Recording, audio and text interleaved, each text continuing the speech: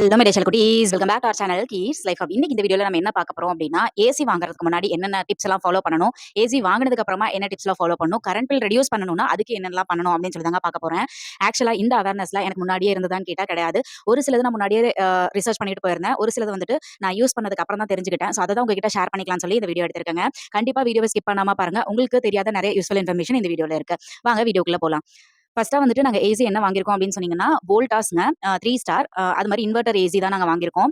1.5 ton வந்து வாங்கியிருக்கோங்க. First வந்து 1 ton தான் வாங்கலான்னு போனோம். ஆனா வந்துட்டு நெறைய பேர் தெரிஞ்சவங்க வந்துட்டு 1.5 டன்னே வாங்கிக்கோங்க அப்படின்னு சொன்னாங்க. ஸோ அதனால தான் வந்துட்டு 1.5 டன் வந்து வாங்குனோம். உங்க ரூம் வந்து ரொம்ப கம்பேட்டபிள், அதாவது ரொம்ப சின்ன ரூம் தான். அதுக்கப்புறமா நீங்க ஏசி எங்கேயுமே மாத்த போறதில்ல. கண்டிப்பா அந்த ரூம்ல மட்டும் தான் இருக்க போகுது அப்படின்னா, நீங்க கண்டிப்பா வந்துட்டு 1 டன்னே வாங்கிக்கலாம். அதுவே போதுமானது.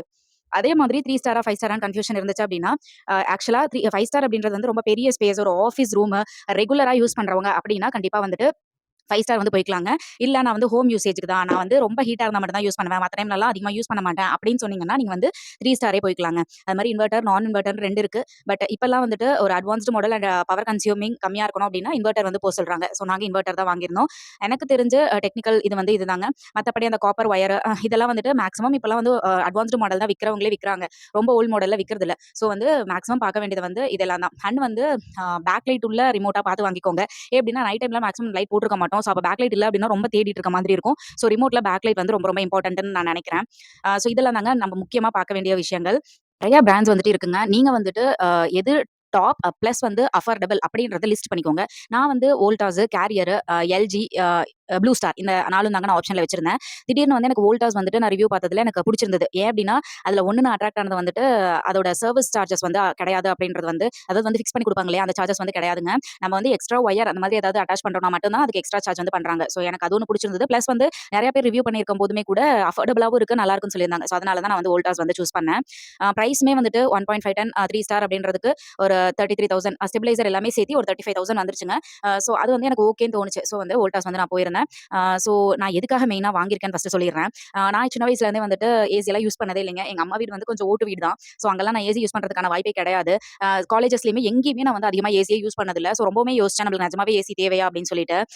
ஸோ எதுக்காக மெயினா வாங்கினேன்னா, இப்போலாம் வந்துட்டு கால சூழ்நிலைகள் வந்து மாறுறப்ப நெறைய கிளைமேட் சேஞ்சஸ் வந்து நடக்குது. ஸோ ரொம்ப ரொம்ப ஹீட் வந்து வருது இல்லைங்களா? ஸோ அப்ப வந்து பேபிக்கு வந்து ரொம்ப ரொம்ப ஹீட் ஆகி ரேஷஸ் இந்த மாரி கொப்பளம் இந்த மாதிரி சில விஷயங்கள் எல்லாம் வந்து வருமா அப்படின்னு சொல்லி பயந்துட்டு தான் நான் வந்து வாங்கினேன். அதுவும் இல்லாம நம்ம ஏசி யூஸ் பண்ணதே இல்ல. ஸோ வந்துட்டு எப்பதான் யூஸ் பண்ணி பார்க்கறது? வாங்கி பார்ப்போமே இந்த லைஃப்ல யூஸ் பண்ணாம எப்ப யூஸ் பண்றது? அப்படின்றதுக்காகவும் நான் வந்துட்டு வாங்கிக்கலாம் அப்படின்னு சொல்லி ஒரு முடிவெடுத்தேன். மெயினா இதுக்காக தாங்க வாங்கினேன். அதாவது பேபிக்கு தான் மெயினா யோசிச்சு வந்து வாங்கினேன். நான் சொல்ல போணும்னா நேச்சுரலா அந்த என்விரான்மென்ட்க்கு அடாப்ட் ஆகி வளர்றது தான் நல்லது. ஓகேங்களா? பட் இந்த மாதிரி சில டைம்ல ரொம்ப வெயிலா இருக்கும்போது ஒரு லக்ஸரி ஃபீல்ல வாழ்றதும் தப்பு கிடையாது. வாழ்றது ஒரு வாழ்க்கை இல்லைங்களா? ஸோ நமக்கு பிடிச்ச மாதிரி பல டைம் யோசிச்சு ஒரு முடிவு எடுக்கிறோம் அப்படின்னா, அது கரெக்ட்டா தான் இருக்கும்னு நம்ம நம்பணும். ஓகேங்களா? ஸோ வந்து அதனால தான் நான் வந்து வாங்கியிருந்தேன். ஸோ என் ஹஸ்பண்ட்க்குமே வந்துட்டு ரூம் ரொம்ப காம்பாக்ட்டா இருக்கிறதுனால ஒரு 3 பேர் ஒரே பெட்ல படுக்கிறோம் அப்படின்றப்ப ஹீட் வந்துட்டு ரொம்ப எக்ஸ்சேஞ்ச் ஆகுதுங்க. ஸோ 3 பேரும் ஒண்ணா படுத்துட்டு இருக்கும்போது அந்த பாடி ஹீட் இருக்கும் இல்லைங்களா? ஸோ அது வந்து ரொம்ப வேர்க்க ஆரம்பிச்சுருது. ரொம்ப எப்படி சொல்றது? மூச்சு விடுறதுக்கே கொஞ்சம் ஒரு மாதிரி கஷ்டமா, ரொம்ப வேர்த்துட்டு இந்த மாரினா நைட் டைம்லலாம் தூங்கவே முடியாது. அதுவும் பேபியும் பார்த்துட்டு, பேபிய பார்க்கும்போது நம்ம யூசுவலாவே ஃபீட் பண்ணிட்டு நம்ம நைட் டைம்ல ஒழுங்கா தூங்க முடியாது. அப்படி இருக்கும்போது இப்படி ஹீட்லாம் ரொம்ப இருந்துச்சு அப்படின்னா, ஸ்வெட்டா இருந்துச்சுன்னா சுத்தமா தூக்கமே வராது. ஸோ நெறைய நைட்ஸ் அந்த மாதிரி போச்சு. ஸோ அதனால தான் வந்துட்டு அதுவுமே ஒரு காரணம் நான் வந்து ஏசி சூஸ் பண்ணதுக்குங்க. ஸோ இது வந்துட்டு நான் ஏன் ஏசி வாங்கினேன் அப்படின்னு சொல்லிட்டேன். அடுத்ததா வந்துட்டு கரண்ட் பில் வருமா? ரொம்ப வந்துருமோ? அப்படின்னு சொல்லி ரொம்ப பயந்தேன். ஏன்னா, என் கூட வேலை செஞ்சவங்க அண்ட் என் ரிலேட்டிவ்ஸ் நெறைய பேர் சொல்லியிருக்காங்க. ஏசி வாங்குனதுக்கப்புறம் கரண்ட் பில் வந்து ரொம்ப அதிகமா வந்துருச்சு அப்படின்னு சொல்லிட்டு. ஸோ 2000 5000லாம் சொல்லியிருக்காங்க. அப்பலாம் வந்து நான் ரொம்ப ஷாக் ஆவேன். அடங்கப்பா! ஏசியே வாங்கக்கூடாதுடா அப்படின்லாம் யோசிச்சு வச்சிருந்தேன். பட் வந்து அந்த அளவுக்குலாம் வந்து இல்ல. நம்ம எப்படி யூஸ் பண்றோம் அப்படின்றத பொறுத்து தான் அதோட சார்ஜஸ் வந்து வருது அப்படின்றத நான் இப்ப ரியலைஸ் பண்ணிக்கிட்டேன். ஸோ நான் வந்து வாங்கும்போது ரொம்ப ரொம்ப யோசிச்சேன். ஐயோ! நம்ம அதிகமா யூஸ் பண்ணிறக்கூடாது. ரொம்ப பார்த்து யூஸ் பண்ணணும் அப்படின்னு தான் மனசுல வச்சிருந்தேன். அதே மாதிரி வாங்குன உடனேயுமே வந்துட்டு நான் எப்படி யூஸ் பண்ணேன் அப்படின்னா, நைட் டைம்ல மட்டும் தாங்க யூஸ் பண்ணுவேன். கொஞ்ச நேரம் ஒரு ரூம் கூலிங் ஆகுற வரைக்கும் ஒரு 24 டிகிரி செல்சியஸ்ல வச்சாலே போதுமானது. அதுல வச்சாலே ரூம் வந்து நல்லா கூலிங் ஆயிடும். கூலிங் ஆன அப்புறமா வந்து ஆஃப் பண்ணிடுவேன். ஃபேன் வந்து அந்த கூலிங் ஆகுறப்பவே வந்து ஃபேன் வந்து போட்டு விட்டுருப்பேன். ஸோ கொஞ்சம் ஹை ஸ்பீட்ல ஃபேன் வச்சுட்டேன் அப்படின்னா, ரூம் ஃபுல்லாவே அந்த கூலிங் வந்து ஸ்ப்ரெட் ஆயிடும். ஸோ ஒரு 10 டூ 15 மினிட்ஸ்லயே வந்து ரூம் ஃபுல்லா கூலிங் வந்து ஆயிடுது. அதுக்கப்புறமா நான் வந்து ஆஃப் பண்ணிடுவேன் ஏசிய. ஸ்விட்சையுமே ஆஃப் பண்ணிடுவேன். எதுக்காக அப்படின்னா, ஸ்விட்ச் போட்டிருந்தாலுமே சம்டைம்ஸ் கரண்ட் பில்ஸ் வரும் கொஞ்சம் அதிகம் வரதுக்கு சான்ஸ் இருக்கு. ஸோ ரிமோட்லயும் ஆஃப் பண்ணிட்டு, ஸ்விட்சையும் ஆஃப் பண்ணிடுவேன். அதுக்கப்புறமா நைட் ஃபுல்லாவுமே வந்துட்டு அதிகமா போட மாட்டேங்க. இன்கேஸ் நைட்ல நடுவுல ரொம்ப ஹீட்டா இருக்க மாதிரி இருந்துச்சுன்னா, ஒரு டைம் போடுவேன். ஸோ இப்படி தான் நான் வந்துட்டு யூஸ் பண்ணிட்டு இருக்கேன். நான் நைட் ஃபுல்லா இதுவரைக்கும் த்ரூ அவுட் த நைட் வந்து நான் யூஸ் பண்ணதே கிடையாது. அதே மாதிரி டே டைம்ல வந்து பார்த்தீங்கன்னா, இதே தான் கன்டின்யூ பண்ணுவேன். ஒரு 10 மினிட்ஸ் போடுவேன். அதுக்கப்புறம் ஆஃப் பண்ணிடுவேன். அதுக்கப்புறமா ஸ்விட்சையும் ஆஃப் பண்ணிடுவேன். இப்படிதான். ஆக்சுவலா ஒரு நாளைக்கு ஒரு 3 ஹார்ஸ் தான் நான் மேக்ஸிமம் யூஸ் பண்ணியிருப்பேன் இதுவரைக்குமே. ஸோ ஏன்னா எனக்கு அதுக்கு மேல தேவைப்படல. நான் ரொம்ப வந்துட்டு லெதார்ஜிக் ரொம்ப வந்து லெதார்ஜிக்கா நம்ம யூஸ் பண்ண நம்மளுக்கு கண்டிப்பா கரண்ட் பில் ஏகற தான் செய்யும். ஸோ எவ்வளோ கரண்ட் பில் வந்துச்சுன்னு அடுத்தது நான் உங்களுக்கு சொல்றேன். ஸோ வந்து பார்த்தீங்கன்னா, ஏசி வாங்குனதுக்கு அப்புறமா வந்த கரண்ட் பில் வந்து எவ்வளோ வந்துச்சு அப்டின்னா, அதோட வீடியோவுமே நான் இங்க ஆட் பண்றேன். ஸோ எவ்வளோ வந்துச்சு அப்டின்னா, அ 333 யூனிட்ஸ் வந்து ஓடியிருந்ததுங்க. ஸோ ₹835 வந்துட்டு எனக்கு சார்ஜஸ் வந்து வந்திருந்தது. இதுவரைக்கும் எங்க வீட்டுக்கு கரண்ட் பில் வந்து 200 ஆர் 250 இதுக்கு தாண்டுனது கிடையாது. எங்க மாமனார், மாமியார் மட்டும் இருந்தாங்கன்னா, அவங்களுக்கு கரண்ட் பில்லே வராது. ஏன் அப்டின்னா, அவங்க ஃபுல்லா காட்ல தான் இருப்பாங்க. வீட்ல மேக்ஸிமம் இருக்கவே மாட்டாங்க. ஸோ ஏசி வெளியில இருக்கிற ஃபேன் ஒரே ஒரு ஃபேன் தான் ஓடும். மத்த லைட்டு, ஃபேன் எதுவுமே ஓடாது. இப்ப வந்து நான், பாப்பா எல்லாருமே இருக்கும்போது நான் கிச்சன்ல சம்டைம்ஸ் யூஸ் பண்ணுவேன். பெட்ரூம்ல யூஸ் பண்ணுவேன். ஃபேன் ஓடிட்டு இருக்கும். டிவி பாப்பா பார்ப்பாங்க. ஸோ இந்த மாதிரி வேற வேற இது யூஸ் பண்ணிட்டே இருக்கும்போது, நாங்க வந்ததுக்கு அப்புறமா ஒரு ₹300 ₹250 கரண்ட் பில் வந்து வந்துட்டு இருந்தது. ஸோ இப்ப ஏசி வாங்குனதுக்கு அப்புறமா நான் சொன்ன மாதிரி 333 யூனிட்ஸ் வந்து ஓடியிருக்கு. ₹835 வந்து எனக்கு பில் வந்து வந்திருந்தது. ஸோ எனக்கு அது ஷாக்கிங்கா இல்ல. பட் எங்க மாமனார், மாமியார்லாம் இவ்ளோ வந்ததே இல்ல. இவ்ளோ வந்திருக்கு அப்டின்னு சொல்லி சொன்னாங்க. பட் நான் சொன்னேன், நான் வந்து மினிமலா தான் யூஸ் பண்ணியிருக்கேன். ஸோ வந்து இவ்ளோ வந்ததுன்றது கரெக்ட் தான் நெனைக்கிறேன் அப்டின்னு சொன்னேன். எப்டின்னா ரொம்ப கான்ஷியஸா தாங்க நான் யூஸ் பண்ணுனேன். பயந்துட்டே தான் ரொம்ப இது ரொம்ப அதிகமா வந்துடுச்சுன்னா கஷ்டம் தான் இல்லைங்களா? திடீர்னு நம்ம பட்ஜெட்ல இல்லாம ஒரு விஷயம் ரொம்ப அதிகமா வருதுன்றப்ப, அத வந்து மேனேஜ் பண்றதுக்கு கஷ்டம் தான். ஸோ அதனால நான் பாத்து பாத்து தான் யூஸ் பண்ணேன் அப்டின்னு வந்து சொன்னேன். அதுக்கப்புறம் நான் டிஸ்கஸ் பண்ணத வச்சு வந்து பார்த்தோம் அப்டின்னா, ஆ ஒரு நாளைக்கு ஒரு 3 to 3 1/2 horse or 4 horse use பண்ணணும்னா, கண்டிப்பா நமக்கு வந்து கரண்ட் பில் வந்து இந்த ரேஞ்ச்ல தான் வரும். ஒரு ₹1000 வரும் அப்படின்னு சொல்லி சொன்னாங்க. ஸோ அந்த ரேஞ்ச்குள்ள தான் நம்மளுக்கு வந்திருந்தது. ஸோ நான் வந்துட்டு இந்த மாரி தான் யூஸ் பண்றேன். நீங்க வந்துட்டு ஏதாவது டிப்ஸ் அண்ட் ட்ரிக்ஸ் இருந்துச்சுன்னா கண்டிப்பா சொல்லுங்க. நான் அத அப்ளை பண்ணி பார்க்குறேன். ஏன் அப்டின்னா எனக்கும் வந்து ஏசி வந்து ரொம்ப புதுசு. அண்ட் புதுசா வாங்குன நெறைய பேத்துக்கும் என்ன மாதிரி இருப்பீங்க அப்படின்றதுக்காக தான் வந்து அத ஷேர் பண்ணிக்கிறேன்.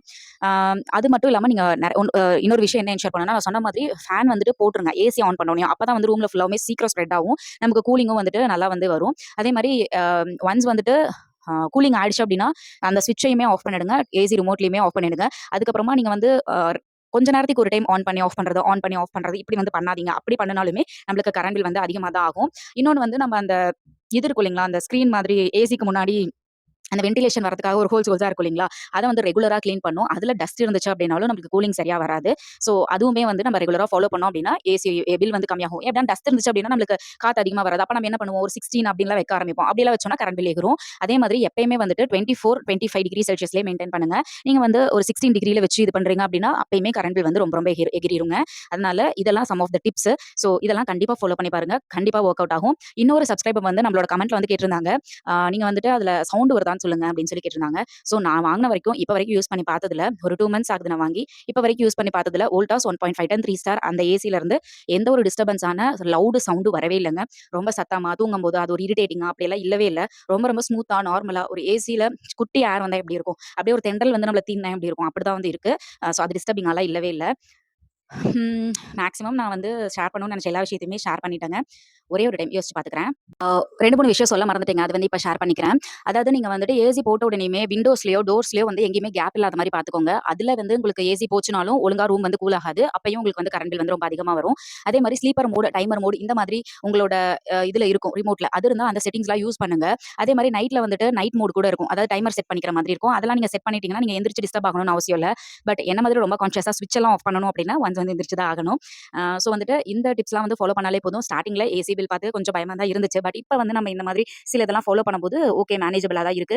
நீங்க என்ன ஏசி யூஸ் பண்றீங்க? எத்தன டன் அண்ட் எத்தன ஸ்டார் ரேட்டிங்? என்னோட ரூம் சைஸ் வந்துட்டு 10க்கு 11 சைஸ் தாங்க. கொஞ்சம் சின்ன ரூம் தான். ஸோ அதுக்கு நான் வந்து இது யூஸ் பண்றேன். உங்களோட ரூம் சைஸ் என்ன? அண்ட் உங்களோட பிராண்ட் என்ன? உங்களுக்கு கரண்ட் பில் எவ்வளோ வந்துச்சு? இந்த டீடைல்ஸ்லாம் நீங்க ஷேர் பண்ணிக்கிட்டீங்க அப்டின்னா, கண்டிப்பா எனக்கு அண்ட் இத பார்க்குற சப்ஸ்கிரைபர்ஸ் எல்லாத்துக்குமே யூஸ்ஃபுல்லா இருக்கும். நான் சப்ஸ்கிரைபர்ஸ்க்கும் கூட சாரி. ஸோ எல்லாத்துக்குமே யூஸ்ஃபுல்லா இருக்கும். ஸோ கண்டிப்பா ஷேர் பண்ணிக்கோங்க. இந்த மாரி யூஸ்ஃபுல்லான வீடியோஸ்க்கு நம்ம சேனல மறக்காம சப்ஸ்கிரைப் பண்ணிட்டு பக்கத்துல இருக்கிற பெல் ஐகானையும் கிளிக் பண்ணிக்கோங்க. அப்பதான் நான் போடுற வீடியோஸ் உங்களுக்கு ரெகுலரா வரும். உங்க ஃப்ரெண்ட்ஸ்க்கும் ஷேர் பண்ணுங்க. டாட்டா பை.